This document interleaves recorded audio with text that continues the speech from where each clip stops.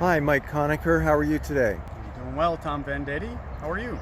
Good. Good. So why is today significant? Today is the 17th anniversary of my mother's passing into eternal life.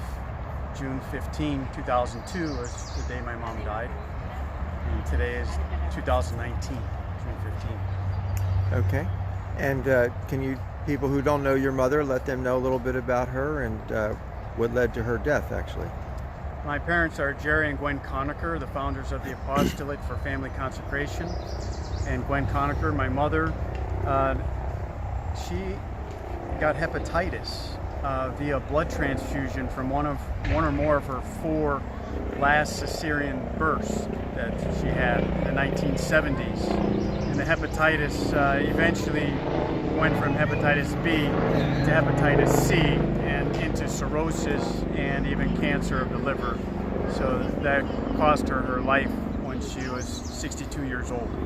I see. And she would have been how old?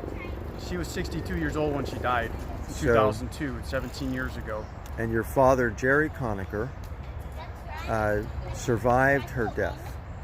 Yes, my dad met my mom, or started dating my mom when he was about 16 years old.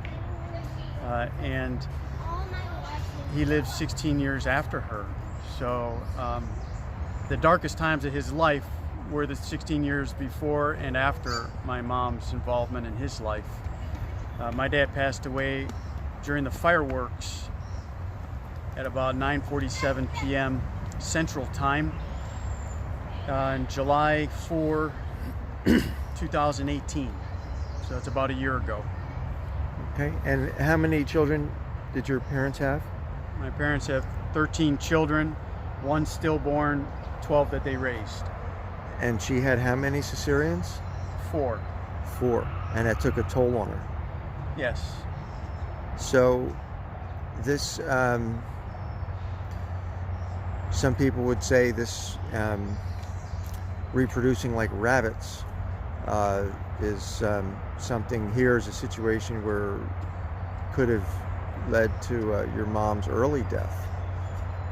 Well, in fact, yeah, my sister Teresa was one of the last 3 births, and the doctors told my mom that her uterus was very compromised and could not hold a full-term baby.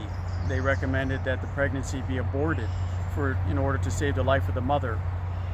So Teresa Marie Coniker Schmitz was born on December 27th in the 1970s, maybe 74, 76.